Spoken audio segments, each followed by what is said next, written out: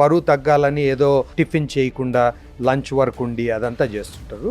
ఒక పూట తినకుండా రెండో పూట ఎక్కువ తింటే ఆ బరువు తగ్గే అవకాశం కూడా లేదు. వయసుతో పాటు ఆ లాక్టేజ్ అని ఒక ఎంజైమ్ ఉంటుందన్నమాట. అది ఆ లెవెల్ తగ్గిపోతూ వస్తుంది మనం వయసు పెరిగే కొద్దీ.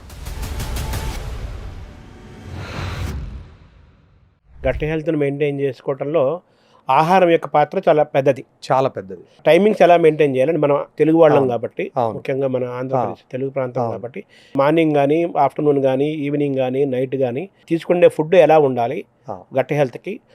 మనము అంటే బరువు తగ్గాలని ఏదో టిఫిన్ చేయకుండా లంచ్ వరకు ఉండి అదంతా చేస్తుంటారు. అవసరం లేదు. మనము మెయిన్గా పోర్షన్ కంట్రోల్ అంటాం. అంటే తక్కువ తినాలి, కానీ ఒక పూట తినకుండా రెండో పూట ఎక్కువ తింటే ఆ బరువు తగ్గే అవకాశం కూడా లేదు, ఇంకా పెరిగే ఛాన్స్ ఉంది. ఎందుకంటే మనం మార్నింగ్ అంతా తినలేదు కాబట్టి లంచ్ ఇంకా కొంచెం హెవీగా చేసే పెరుగుతుంది కాబట్టి ఇంకా కొంచెం ఓవర్ ఈటింగ్ ఉంటుంది. దానికి 3 పూట్ల కంట్రోల్డ్గా తినాలా. ఒకటి, ఈ షుగరు ఇదంతా చాలా తక్కువ చేయాలి. షుగర్ యాక్చువల్గా మానేసేది బెటర్. చాలామంది ఇప్పుడు డయాబెటీస్ ఉండే వాళ్ళు కూడా ఏమనుకుంటారంటే, డయాబెటీస్ ఉంది, షుగర్ లేకుండా సాక్రిన్నో ఏవో ఇవి వేసుకుందామని చూస్తారు. దానివల్ల ఇంకా ఎక్కువ నష్టాలు ఉన్నాయి. కాబట్టి షుగర్ కొంచెం వేసుకున్నా చాలా తక్కువ వేసుకోవాలి. కాఫీ, టీలు ఇవి వచ్చేటప్పటికి. ఇప్పుడు టిఫిన్కి వచ్చేటప్పటికి మనం తినే ఇడ్లీ, దోశ ఇవి బెస్ట్ అనమాట. యాక్చువల్లీ ఇప్పుడు వరల్డ్లో చూసే ఏ బ్రేక్ఫాస్ట్ తీసుకున్నా Indian breakfast idli, dosa best. ఎందుకంటే అది మనం పులుస్తుంది కాబట్టి ప్రోబయాటిక్స్ ఉంటాయన్నమాట. అది మంచి బెస్ట్ ప్రోబయాటిక్ ఫుడ్స్ మన ఇండియాలో వరల్డ్లో ఎక్కడ తీసుకున్నా. ఇప్పుడు కిమ్చి అని ఉంటుంది, ఇది ఫర్మెంటెడ్ క్యాబేజ్ అనమాట. కంబూచా టీ అని ఉంటుంది. అవన్నీ ఫర్మెంటేషను, దాంతో ప్రోబయాటిక్స్ గుడ్ బ్యాక్టీరియాని ఇస్తుంది అనమాట గట్టుకు. సో అవన్నీ మంచివి. మనం ఏదో ఫ్యాన్సీగా ఎక్కడో వేరే దేశం నుండి ఏం తెచ్చుకొని అవసరం లేదు. మన ఇంట్లో ఉండి ఇడ్లీ దోశతో చాలా బాగుంటుంది. అట్లని రోజు తినాల్సిన అవసరం లేదు, బట్ అవి హెల్తీగా ఉంటుంది. అది కూడా ఏదైనా మోడరేషన్ అనమాట. ఏది ఎక్కువ తినకూడదు. ఇప్పుడు ఇడ్లీ తింటే బరువు పెరుగుతారు అట్లేం లేదు. అంతా కొంచెం క్యాలరీస్ను కంట్రోల్ చేసుకోవాలన్నమాట. పల్లెల్లో పూర్వకాలంలో గంజి తాగేవాళ్ళు. అది చాలా చాలా హెల్తీ. చాలామందికి తెలియదు. మనం అనుకుంటాము ఇప్పుడు గంజి తాగేది ఏందని, బట్ అది కూడా ఫర్మెంటేషన్ వల్ల ప్రోబయాటిక్ చాలా బాగా వస్తుంది, చాలా హెల్తీ కూడా. దానివల్ల రైసు మనం మామూలుగా ఫ్రెష్గా చేసుకొని తినడానికి, అది పాతబడిన తర్వాత తినడానికి చాలా తేడా. సద్దన్నం అంటారు కదా, సద్దన్నంతో ఇంకా ఎక్కువ బెనిఫిట్స్ ఉన్నాయి. దాంతో లో గ్లైసిమిక్ ఇండెక్స్ అంటాం. ఇప్పుడు మనం షుగర్ ఉన్నా లేకపోయినా, బరువు పెరిగే వాళ్ళైనా కానీ బరువు తగ్గాలన్నా సద్దన్నము ఇంకా బెస్ట్. ఎందుకంటే సద్దన్నం అయ్యేటప్పటికి ఫ్రెష్గా ఉన్నప్పుడు గ్లైసిమిక్ ఇండెక్స్ అనేది ఎక్కువ ఉంటుంది. అంటే తింటానే బ్లడ్ షుగర్ టక్కన పైకి వెళ్ళిపోతుంది అనమాట. అదే కొంచెం సద్దన్నం అయినప్పటికీ అది కొంచెం స్టార్చ్గా ఫామ్ అవుతుంది. అందుకు చాలా స్లోగా అబ్జర్వ్ అవుతుంది అనమాట స్టమక్లో.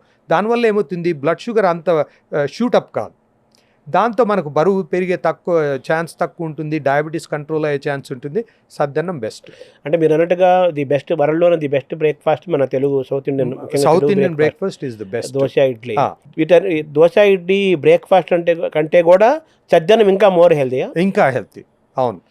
లంచ్ టైం సార్, లంచ్ టైంలో మెయిన్గా మనము ఆకుకూరలు బాగా వాడాలి. అది చాలా ఇంపార్టెంట్. వెజిటబుల్స్, ఎనీ వెజిటబుల్, ఏ కూరగాయ చెడ్డది మంచిది కాదు. ఈవెన్ మనము బంగాళదుంపలు కూడా ఉన్నాయి. మనం చాలామంది అనుకుంటాము అది చాలా స్టార్చ్, చాలా షుగర్ ఉంటుందని. అది కూడా కంట్రోల్గా తీసుకుంటే అది కూడా మంచిదే. వెజిటబుల్స్ చాలా ఉండాలి. మనం మామూలుగా మన తెలుగు వెజిటబుల్స్ అంటే కూర. సో ఎట్లంటే ఇప్పుడు మనం అన్నము కూర ఉందనుకోండి, మనం అన్నము ఇంత పెట్టుకుని కూర ఇంత పెట్టుకుంటాం. దాంతో ఏమవుతుందంటే దాంట్లో హెల్త్ ఎఫెక్ట్స్ ఎక్కువ ఉంటాయి. ఎందుకంటే మరీ అంత కార్బోహైడ్రేట్ ఎక్కువ ఉన్నా కానీ బరువు పెరిగే అవకాశం ఉంది. ఇవన్నీ ప్రాబ్లమ్స్ ఉంటాయి అన్నమాట.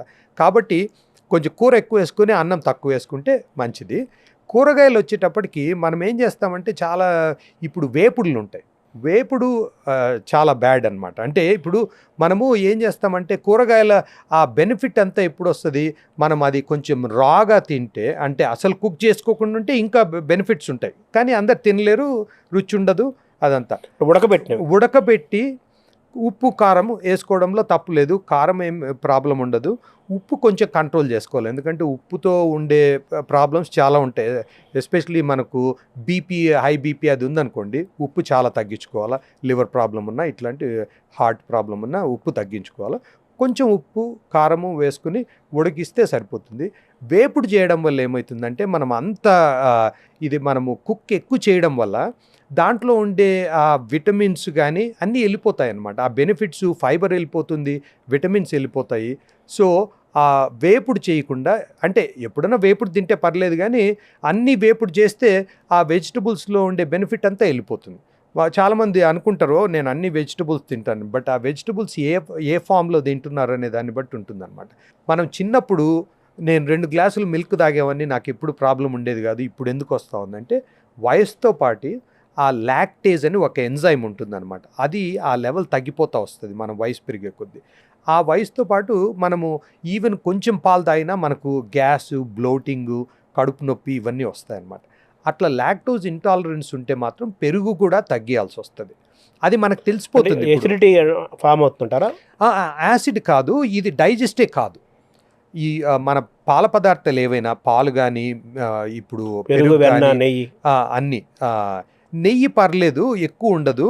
వెన్నలో కూడా తక్కువ ఉంటుంది, పాలలో ఎక్కువ ఉంటుంది, తర్వాత ఐస్ క్రీమ్లో ఎక్కువ ఉంటుంది, తర్వాత చీజు, మనం చీజ్ తక్కువే తినేది, బట్ చీజ్లో ఉంటుంది.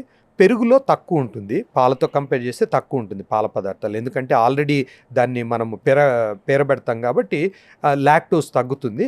కానీ బాగా సివియర్గా లాక్టోజ్ ఇంటాలరెన్స్, నాకు ఒక గ్లాస్ తాగినా కడుపు అంతా ఉబ్బరంగా ఉంటుంది, అది ఇది అనే వాళ్ళకు పెరుగుతో కూడా ప్రాబ్లం ఉండే ఛాన్స్ ఉంది.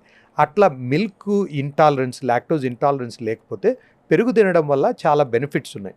ప్రోబయాటిక్ ఉంటుంది, గుడ్ బ్యాక్టీరియా వస్తుంది గట్టుకు, అది ఇంపార్టెంటే. అట్లా అదంతా లేనప్పుడు పెరుగు కూడా తినొచ్చు.